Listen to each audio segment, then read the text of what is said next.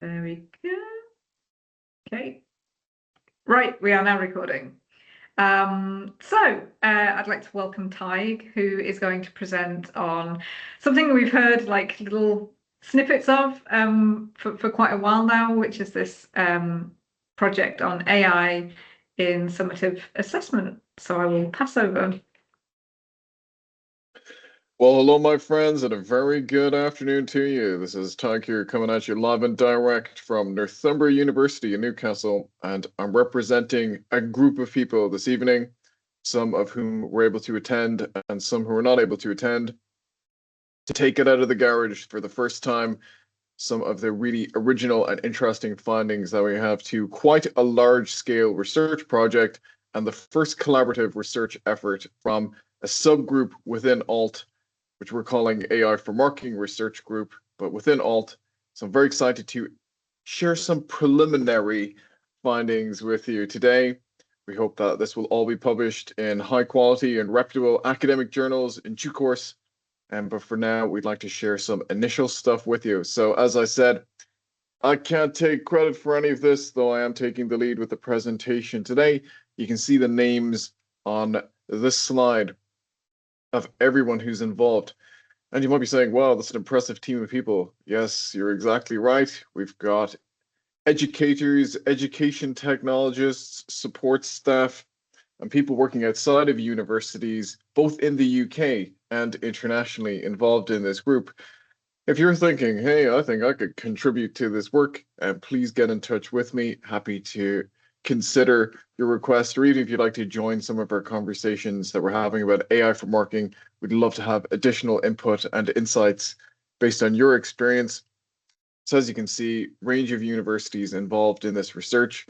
I'm purposely doing quite a lot of talking and waffling over it, and to give you a chance to scan some of the names there. Maybe you see someone you know. They're doing amazing work. If you like the look of this group, you see there's a new web page for summative assessment subgroup at ALT. Got the link on the bottom of the slide, which will be shared with you afterwards. Okay, we care about AI for marking. We care about what educators think. We care about what students think. And we care about what education technologists think. And we've completed 2/3 of the analysis, sort of, on the data set that we have. What do we know about what educators think? Well, not really very much, to be honest. There's a limited number of studies on this topic.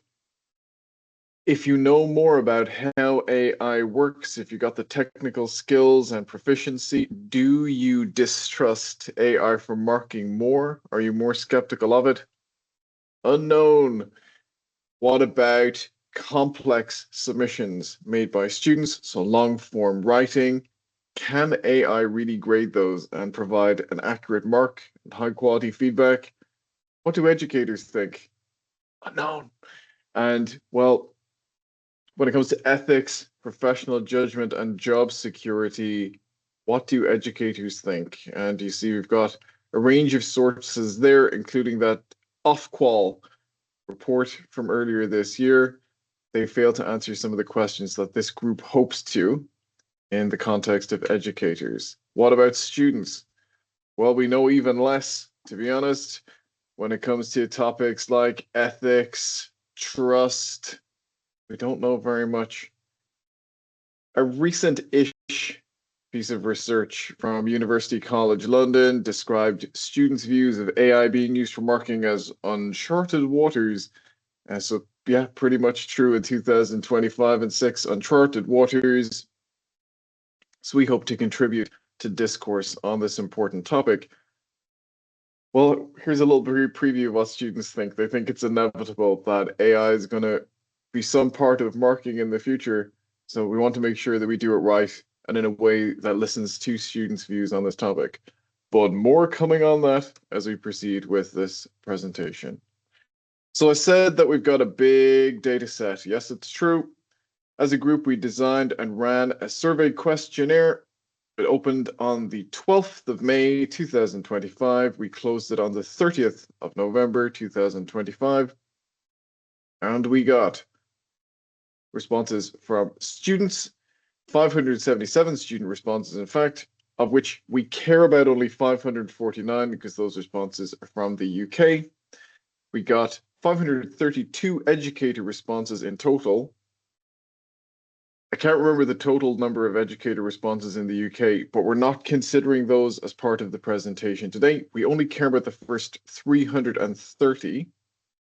The reason that I'm talking about those is because we've conducted extensive analysis on the 330 UK educator responses and have submitted, and is under review, a manuscript at Research in Learning Technology. We expect that's going to be published in the coming months. We got some minor revisions for the original submission that we made. So if you think, I'd like to learn more about this, feel free to get in touch. I'll update you when that's published. So wow, what an impressive data set you got there, everyone. Yes, it's true. You can see from this JISC screen grab, 1,183 responses in total, and this involved calling in favors, asking people that we know in our networks as a research team to complete the questionnaire, contacting students that are studying our modules or across the universities that we work at or the institutions that we work at to take the under 5 minutes that it would take to share their views on AI for marketing. So here's the way we're going to run this presentation today. I'm going to summarize what we learned from our educator data. I'm going to summarize what we learned from our student data, and well, we'll make some preliminary recommendations and conclusions based on this.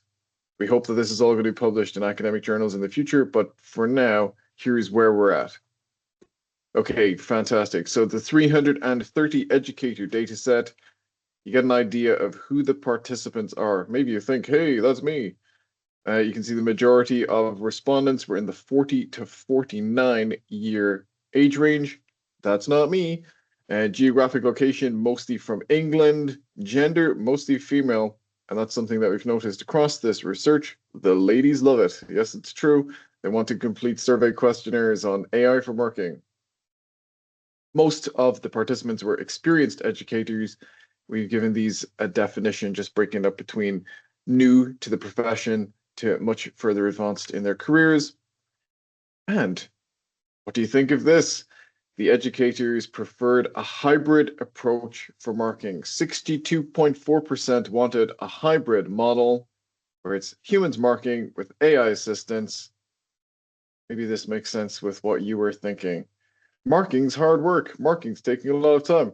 I'm marking as we speak for my module, and dang, I'm under serious pressure to get this done before the deadline. Would I be with the 62.4% who want the hybrid model of marking, though? Not entirely sure about that.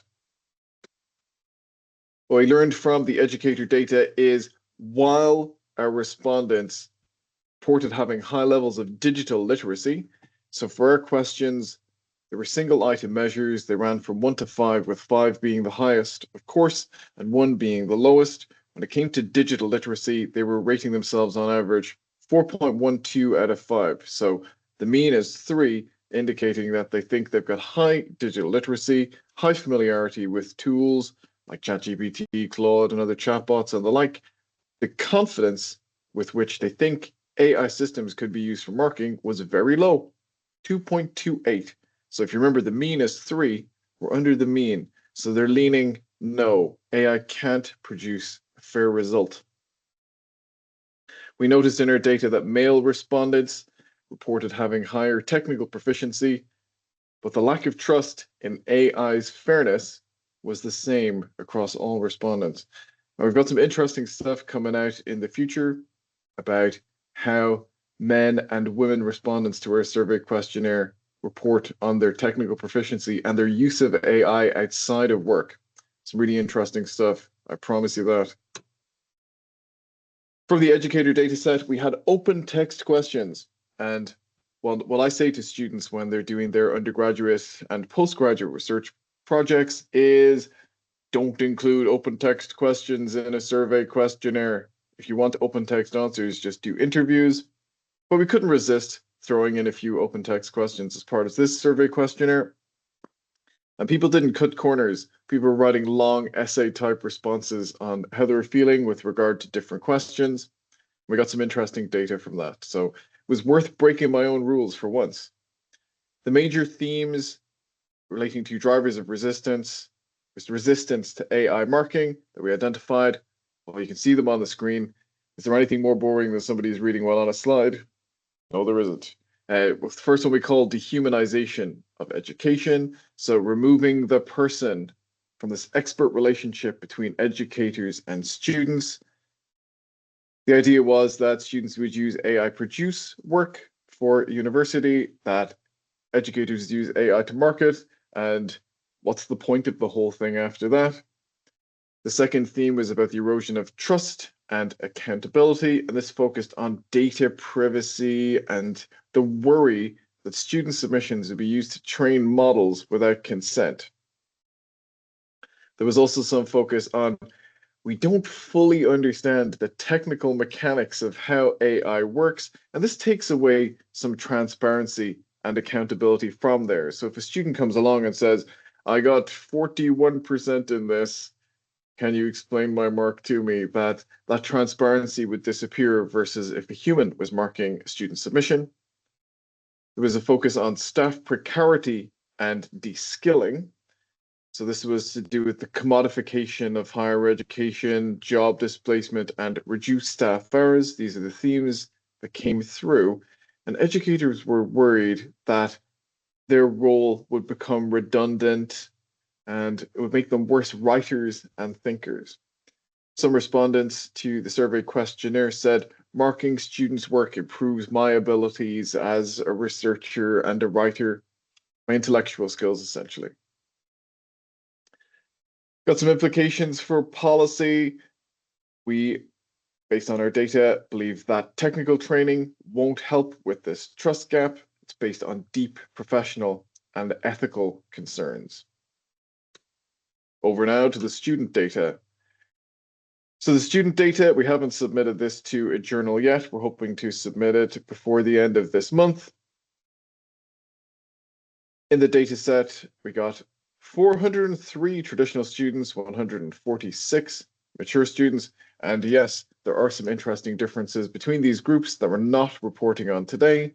Again, the ladies love the questionnaire. The majority of the respondents to our survey questionnaire are female, mostly undergraduates.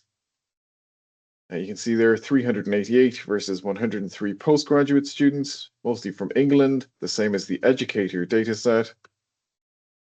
Now you get to see some of our questions and some of the mean values.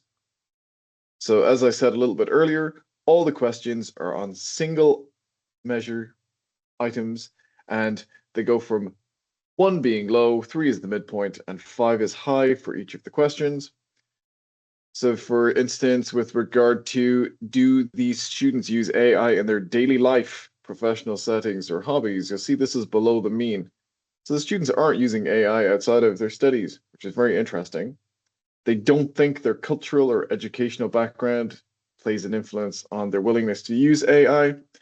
They're saying they've got good familiarity with tools like ChatGPT and other prominent chatbots. They're quite confident in their digital literacy. So this is self-reported. Maybe you disagree with this.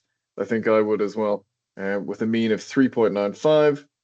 They don't think that peer pressure or norms influence how they use AI. They don't think that AI can accurately mark end-of-module assessments. And they do think that AI is going to impact their future employability and professional credibility. Strong answer there, I would say.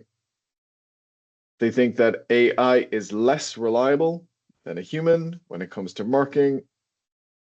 They don't think it's going to give a fair mark for essays or report style work, so long form writing assessments.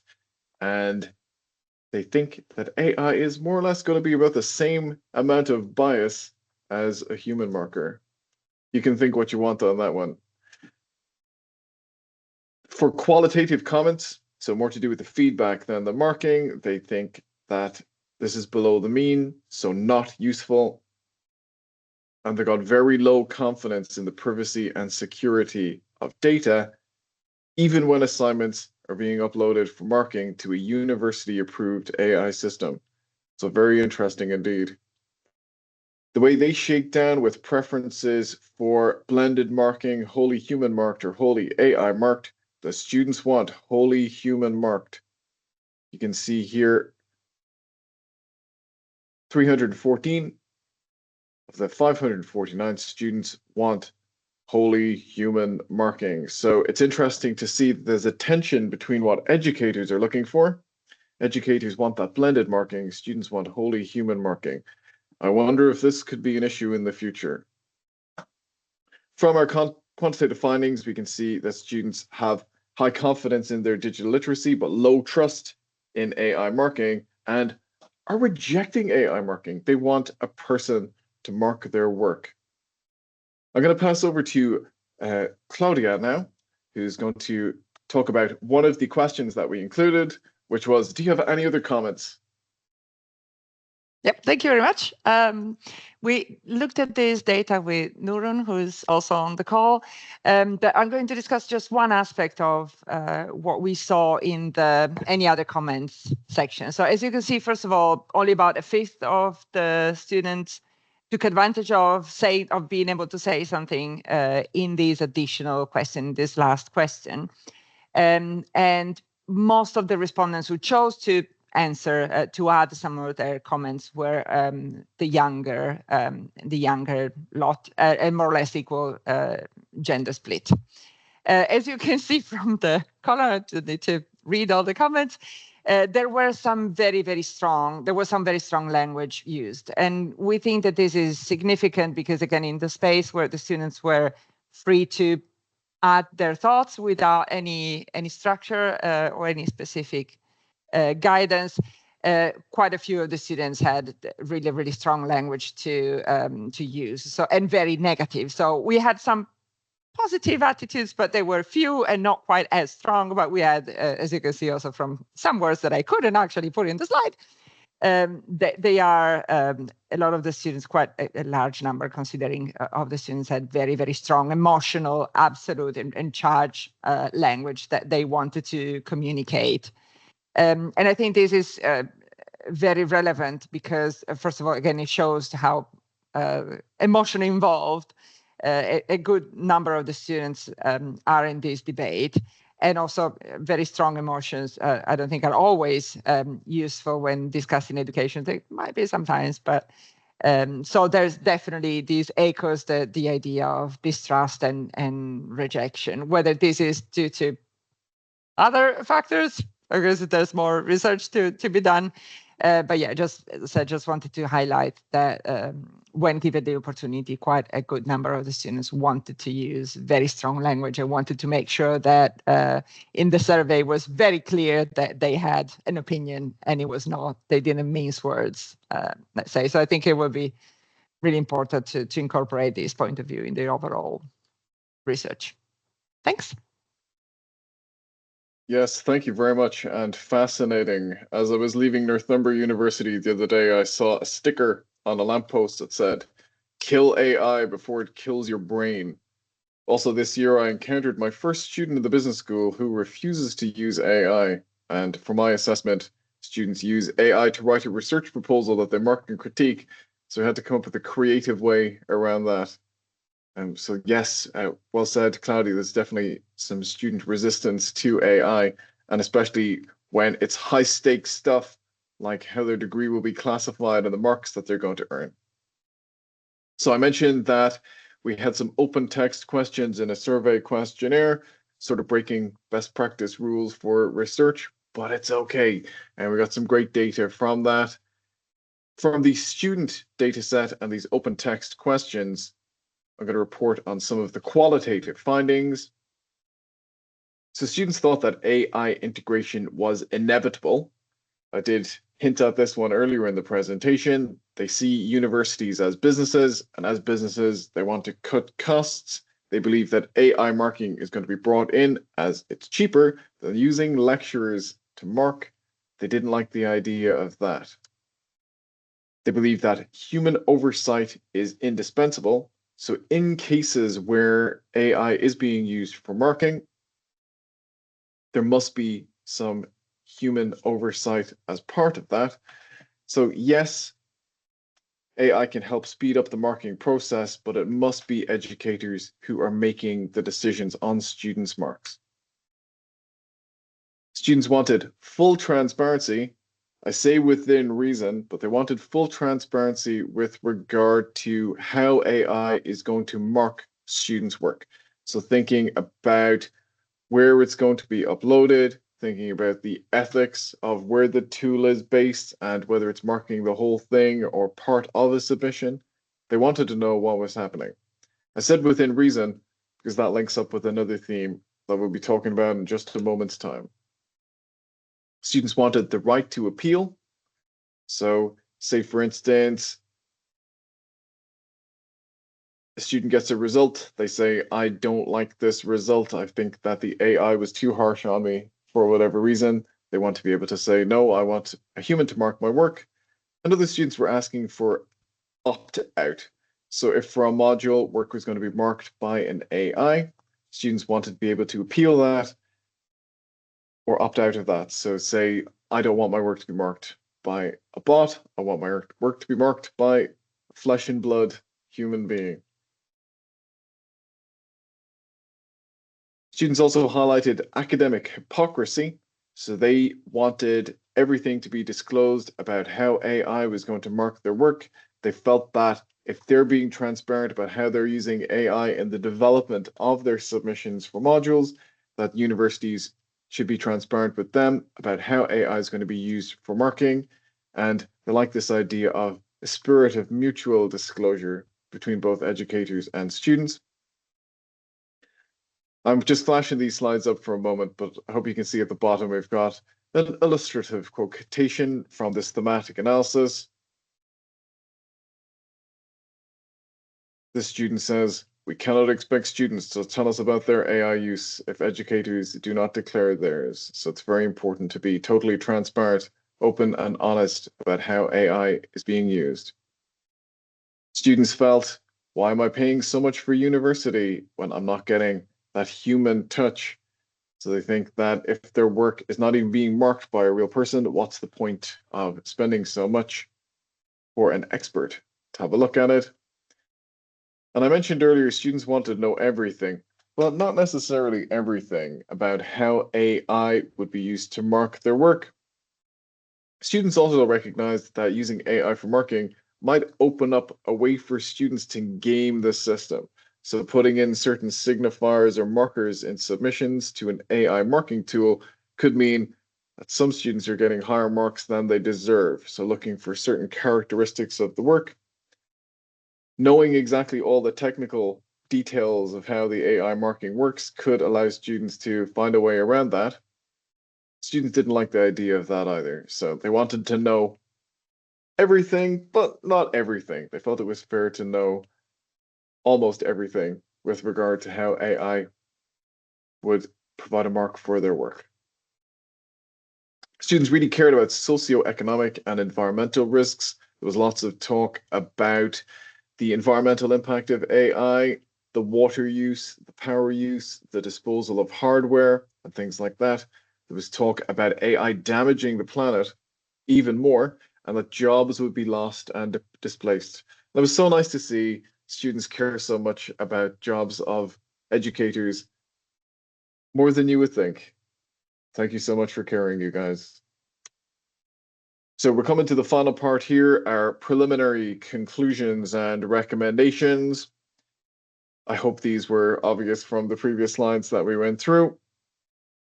Students want full transparency within reason about how, when AI is being used in marking. And there's a suggestion of putting it in the assessment brief. AI will be used to mark section B of blah, blah, blah, perhaps. Transparency is balanced, so non-technical information to provide trust to students about how AI is used, but the exact technical criteria that opens up the system for being gamed by students is not provided. Students want oversight, so if blended marking occurs, that they're able to appeal or maybe opt out of marking. In relation to appeals, there needs to be clear procedures about how students can challenge AI-generated marks or feedback. And these should have consideration to students' intellectual property. Maybe not so much of an issue in the business school where I am, unless a student is very protective of a student enterprise they're developing and has done an assignment on that. But if a student requests that their marking be done entirely by a human, that option would be available. So the recommendations: mutual disclosure, everybody be honest about what you're doing and how you're using AI.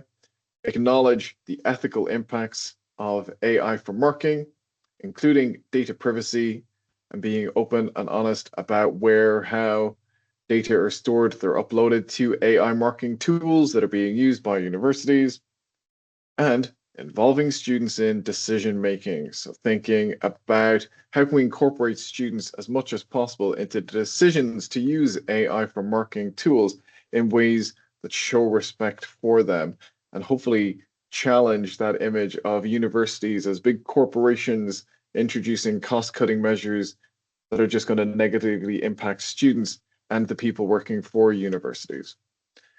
So we're going to go over to some questions in a moment. I hope you enjoyed this speed run of our preliminary findings. I hope I've given full credit to everyone who is involved in this research. And we hope to see this all in print in the not too distant future. So thank you for your time. Thank you for your attention. That's the end of me continuously speaking, I think. That's fine. Hopefully people can hear and see me again. That's brilliant. So I'm wondering if what we should maybe do is have 10 minutes of questions kind of for you, Tig, and for everybody in that group, because I think that's probably raised lots and lots of questions and discussion. I will also put in the chat. I've got a Padlet board, which is doing a kind of lean coffee style discussion. So if people want to leave questions in there or broaden things out a little bit and ask more general questions, that's a good place for doing that. So I'll tell you what, I will share my screen just to show that on my screen.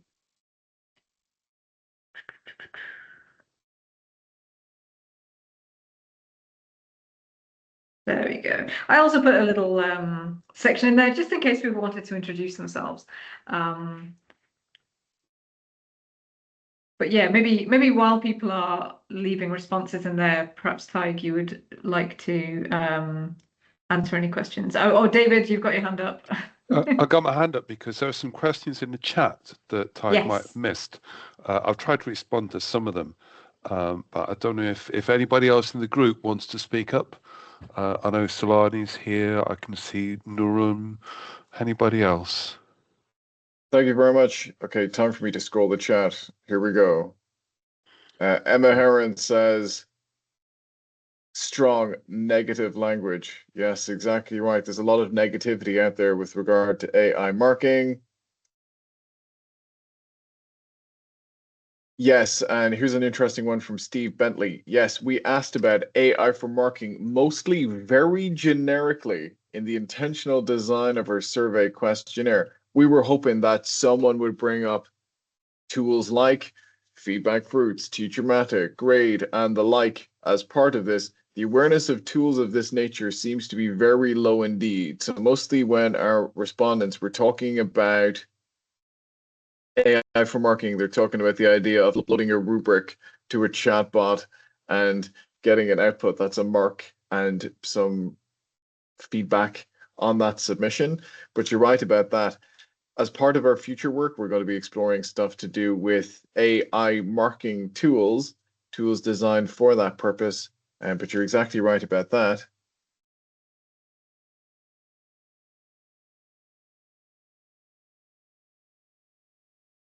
We've got a comment in the Padlet that's means don't show distribution as it could be bimodal. I don't know if the person who wrote that wants to expand on that. Mike Wald does. Mike will publish our full data as part of the publications that are coming out from this. So you'll find it all in academic journals, and we hope to share the data set as well for future researchers to have a look at too. It's very much under development and just preliminary analysis being reported on today. Plenty of opportunity to interrogate the data set further.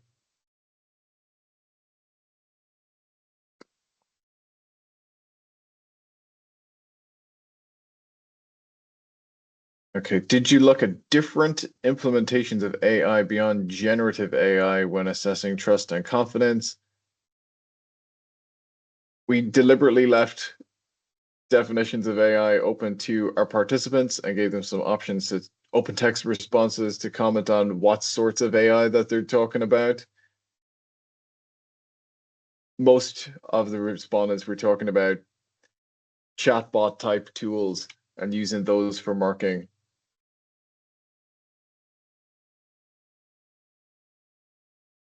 Phil Marston says, curious, if you set an assignment for a student to use a wiki for some reason and they refuse to do the assignment on some sort of principle, do you try and come up with something they're willing to do? It seems like a bit of a dangerous precedent to set to let students refuse to do assessment tasks. Yes, thank you very much indeed.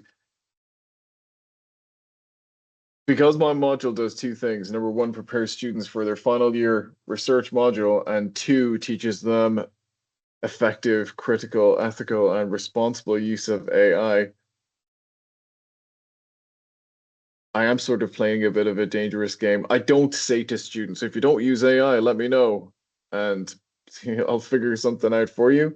And this is the first time I've ever had a student who refuses to use AI. They said it to me in class, and I said, that's okay, but I'm going to design you an assessment where you mark and critique a research proposal. And what you should do is think, did AI write this or did Tig write this?